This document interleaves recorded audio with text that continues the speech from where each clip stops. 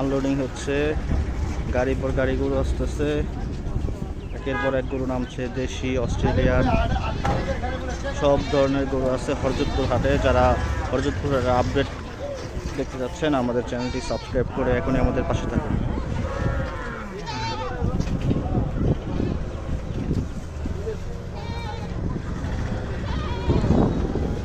দেশি, বিদেশি, অস্ট্রেলিয়ান, বিদেশি গরু নাই বললেই চলে, কারণ যেহেতু ইন্ডিয়ার বর্ডারে গরু বন্ধ, সেজন্য আপনারা বিদেশি গরু এখন আর পাবেন না, সবই দেশি গরু।